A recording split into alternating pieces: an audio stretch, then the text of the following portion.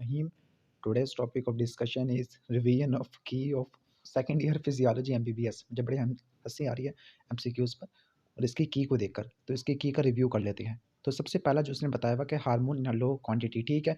वो कौन सा हार्मोन है जो ज़्यादातर प्रोटीन के एनाबॉलिज्म करवाता है लेकिन हाई क्वांटिटी में कैटाबॉलिज्म, तो ये थायराइड हार्मोन बिल्कुल सही लिखा हुआ है। आगे ऑस्मोलैरिटी 60 मिली ऑस्मोल पर लीटर हो जाती है, ये भी बिल्कुल ठीक है ADH के ना होने की वजह से। अब क्वेश्चन नंबर 3 है blinking reflex due to soft corneal swab. जो यहाँ पर एक जो असल MCQ था उसमें ए फ्रंट लिम्ब पूछा था, इसने बताया ई फ्रंट लिम्ब, तो यहाँ पे फेशियल नहीं आना, यहाँ पे आना है ट्राइजेमिनल। तो आपको थर्ड MCQ का आंसर होगा trigeminal. Number 4 type of memory loss due to bilateral lesion of hippocampus. Hippocampus के लीजन का पूछ रहा था, तो यहाँ पे लॉन्ग टर्म लॉस देखने को मिलता है। एक और ऑप्शन था प्रोसीजरल, वो होती है मोटर स्किल वाली मेमोरी, लेकिन यहाँ पे लॉन्ग टर्म लॉस देखने को मिलेगा, ठीक है। A man drink 2 glass of water, 2 glass पानी के पीने के बाद किस हार्मोन की इनहिबिशन होती है? ADH। Sixth MCQ most important regulator of aldosterone. अब पहली बात, एल्डोस्टेरोन का कोई MCQ था ही नहीं रेगुलेटर का, वहाँ रेगुलेटर ऑफ कॉर्टिसोल का पूछा हुआ था। ये कॉर्टिसोल का रेगुलेटर क्या है? और वहाँ पे रेगुलेटर बड़े अजीब अजीब दिए हुए थे। कैल्शियम था जो कभी करेगा ही नहीं, सोडियम दिया हुआ था वो भी कभी नहीं करता, वो एल्डोस्टेरोन को करता है। हाँ, कॉर्टिसोल खुद अपनी सीक्रेशन को कंट्रोल करता है, तो इसका सही जवाब था, यानी कॉर्टिसोल अपनी सीक्रेशन को खुद कंट्रोल करेगा। तो most important regulator of cortisol secretion is cortisol itself, ठीक हो गया। आगे the onset of puberty, puberty इसलिए नहीं होती क्योंकि जो हाइपोथैलेमस होता है वो गोनाडोट्रोपिन रिलीजिंग हार्मोन प्रोड्यूस नहीं कर पाता पल्सेटाइल रिलीज में, ठीक हो गया। आगे एट्थ के the limb extension when pressure applied on foot, positive supporting reaction, ठीक है, पॉजिटिव सपोर्टिंग रिफ्लेक्स होता है लेकिन ये एक ही मरतबा था, जबकि प्रेशर ऑन फीट दोबारा आ गया, तो 9th MCQ बेकार है। The position of head in upright position, तो जो अपराइट पोजीशन के अंदर सेंस करना, ये फंक्शन होता है यूट्रिकल का, सैक्यूल का फंक्शन ये नहीं होता, तो यहाँ पे यूट्रिकल आना है। 11th MCQ में ग्लूकागोन का इफेक्ट, ठीक है, ग्लाइकोजिनोलाइसिस ग्लूकोनियोजेनेसिस करवाता है।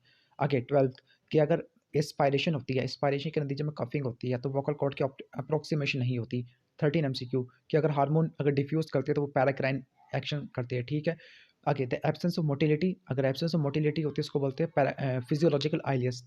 तो वहाँ पे ये पूछा गया था कि नॉर्मल फिजियोलॉजिकल कंडीशन के अंदर जो मोटिलिटी है वो कम हुई हुई है, तो उसका सही जवाब होगा फिजियोलॉजिकल आइलियस। बाकी कंडीशन के अंदर मोटिलिटी आपको देखने को मिलती है लेकिन आइलियस के अंदर मोटिलिटी नॉर्मली नहीं देखने को मिलती फिजियोलॉजिकल आइलियस में। पिट्यूटरी का ट्यूमर है, तो पिट्यूटरी का ट्यूमर किसको कंप्रेस करेगा? ऑप्टिक कियाज्मा को, ऑप्टिक कियाज्मा को कंप्रेस करेगा, तो बाई टेम्पोरल हेमिनोपिया होने के चांसेस है। बाई टेम्पोरल हेमिनोपिया मतलब टेम्पोरल फील्ड ऑफ विजन खराब होने के चांसेस है, ठीक हो गया। तो यहाँ पर हेट्रोनिमस हेमिनोपिया यहाँ पे लिखा हुआ है। इसके बाद नेक्स्ट देख लेते हैं 16 मेटाबॉलिक एसिडोसिस। मेटाबॉलिक एसिडोसिस का कास होगा लॉस ऑफ बाइकार्बोनेट आयन, ये ठीक है। 17 द रिसेप्टर जो फोर्स के लिए डिटर्मिन होती है गोल्जी टेंडन ऑर्गन, ठीक है। 18वां receptor for sustained steady pressure, तो इसका सही जवाब है रुफिनाई, ठीक हो गया। या मर्कल डिस्क ज़्यादा इंपॉर्टेंट नहीं होता जवाब इसका, तो यहाँ पे मर्कल डिस्क आपने नहीं लिखना।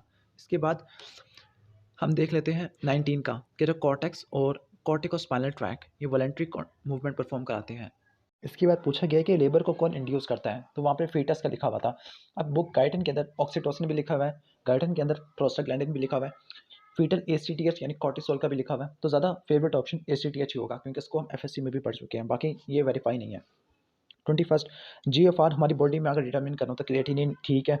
Sodium concentration, how sodium concentration maintain, हाँ जो पूछा गया था कि जो सोडियम बैलेंस मेंटेन करना तो उसकी एक्सक्रीशन इन यूरिन ये ज़्यादा इंपॉर्टेंट है, ठीक है। टेस्टिस को सक्रोटम के अंदर आना चाहिए स्पर्मेटोजेनेसिस करने के लिए, ये भी ठीक है। जो प्लेसेंटा का सबसे इंपॉर्टेंट फंक्शन क्या होता है? एस्ट्रोजन की सिक्रेशन करना। 25 जो ग्रॉस पोजीशन होती है और स्ट्रक्चर होता है ऑब्जेक्ट का वो सेंस कौन करता है? अब गाइटन के मुताबिक यहाँ पे लिखा हुआ है पोस्टीरियर मिड टेम्पोरल एरिया और ऑक्सीपिटोपैराइटल कॉर्टेक्स। एक जो हमारे जो MCQ होता है इसके अंदर सेकेंडरी कॉर्टेक्स भी लिखा हुआ था, इसके अंदर लिखा हुआ था पोस्टीरियर मिड टेम्पोरल कॉर्टेक्स और ऑक्सीपिटोपैराइटल कॉर्टेक्स। अब तीनों लिखे हुए हैं, तो इसका फेवरेट सही जवाब होगा सेकेंडरी वियल एरिया, लेकिन गाइटन में पहले लिखा हुआ है पोस्टीरियर मिड टेम्पोरल एरिया का, तो फिर ये दोनों के अंदर फ्लक्चुएट करेगा पोस्टीरियर मिड टेम्पोरल के दरमियान और सेकेंडरी विजुअल एरिया के दरमियान। वैसे ऑक्सीपिटोपैराइटल कॉर्टेक्स ये भी करता होता है, ग्रॉस पोजीशन और मोशन को सेंस करता है। 26 के स्लो वेव क्या होती है, क्योंकि स्टोमक के अंदर स्लो वेव कॉन्ट्रैक्शन करा देती है। 27 के वॉलंटरी फिक्सेशन होती है, ये एरिया आपको प्री मोटर कॉर्टेक्स में देखने को मिलता है। कहाँ देखने को मिलता है? प्री मोटर कॉर्टेक्स, ये मिड टेम्पोरल एरिया में होता ही नहीं है। 28 कि अगर रिफ्रैक्टिव पावर को इंप्रूव करना है तो यानी जो सबसे ज़्यादा रिफ्रैक्टिव पावर किसकी होती है? कॉर्निया की होती है। 29 तो इंटर न्यूरॉन्स है, उनके पास सबसे ज़्यादा डिस्चार्ज होता है, ठीक है। यहाँ पे गैमा पता नहीं क्यों लिखा हुआ है। आगे जो ट्रांसप्लांट फॉर रिफ्रैक्शन, ये दोबारा से एमसीक्यू आ गया। तो ये 28 और 30 किसी काम के नहीं है, ये जगह को फिल करने के लिए सिर्फ। पैरासिम्पैथेटिक और सिम्पैथेटिक सप्लाई ये फाइनल ऑटोनॉमिक कंट्रोल के लिए होते हैं। इनका एंटागोनिस्टिक फंक्शन यही होता है कि फाइनल ऑटोनॉमिक कंट्रोल किया जा सके। द हेमी सेक्शन होता है बिलो द लीवन, तो वो पेन की सेंसेशन आपको कॉन्ट्रालैटरल साइड के ऊपर देखने को मिलती है। अब प्रोलैक्टिन क्या फंक्शन नहीं करवा सकता। अब उसके अंदर गाइटिन के अंदर प्रोलैक्टिन के डिफरेंशिएशन के अंदर फंक्शन लिखा हुआ है, लेकिन प्रोलैक्टिन का कोई भी फंक्शन नहीं होता मिल्क के इजेक्शन में, मतलब मिल्क की इजेक्शन होती है ऑक्सीटोसिन की वजह से। तो यहाँ पे सही जवाब आना चाहिए था मिल्क की इजेक्शन। आगे the efferent limb of corneal reflex, दोबारा से आ गया। मैंने आपको कहा था जगह भरने के लिए इस्तेमाल किया गया, क्योंकि पहले फेशियल नर्व के बारे में बताया था, अब यहाँ पर दोबारा कॉर्नियल रिफ्लेक्स से बता दिया। 35 decrease growth hormone. Growth hormone वहाँ पे ये था कि ग्रोथ हार्मोन की सिक्रेशन या तो यानी रिस्पॉन्स नहीं कर पा रहे, तो उसका सही जवाब है लेवी-लुराइन ड्वार्फिज्म। 36 जो एनिमल रिफ्लेक्स होता है, ये गैलोपिंग रिफ्लेक्स, तो किसी ऑप्शन में था ही नहीं गैलोपिंग रिफ्लेक्स, इसका जो था पॉजिटिव सपोर्टिंग रिएक्शन था। आगे which hormone does not act cyclic MP, तो साइक्लिक एमपी के जरिए जो काम नहीं करेगा वो ऑक्सीटोसिन, क्योंकि ये फॉस्फोलाइपेज वाले मैकेनिज्म से काम करता है। 38 दोबारा से आ गया, ग्रोथ हार्मोन अगर सेंस नहीं कर पा रहा। आगे एस्ट्राडायोल किस फेज के अंदर, ठीक है, मेंस्ट्रुएशन के अंदर सबसे कम देखने को मिलता है। पैनक्रियाटिक सिक्रेशन होती है, वो सेक्रेटिन कंट्रोल करता है, ठीक है। फॉर्मेशन ऑफ कंसंट्रेटेड बनाने के लिए हाई मिलियरी इंटरस्टिशन चाहिए। एल्ब्यूमिन यूरिन के अंदर इसलिए पेड़ नहीं होता क्योंकि एनायनिक नेचर है, ठीक है। Glucose transport maximum 375 person awake है। आई क्लोज है, अल्फा वेव देखने को मिलेगी। सीएसएफ के अंदर ग्लूकोज लेवल कम होता है। 2-3 एमसीक्यू यहाँ पे नहीं दिए हुए, मैं आपको बता देता हूँ। अगर इंट्रालैमिनर न्यूक्लियस की लीजन हमें देखने को मिलती है, तो फिर इंट्रालैमिनर न्यूक्लियस की वजह से हमें क्या देखने को मिलेगा, लॉस ऑफ कॉन्शियसनेस। और इसके साथ ये भी बताया था कि कौन सा फैक्टर ऐसा होता है जो गैस्ट्रोकेम्टाइन को सबसे कम कर देता है, तो वो था प्रोटीन की ब्रेकडाउन प्रोडक्ट। कुछ और एमसीक्यू भी है जो मुझे याद नहीं आ रही, लेकिन ये आपको मैंने ऑनेस्ट रिव्यू दे दिया की का।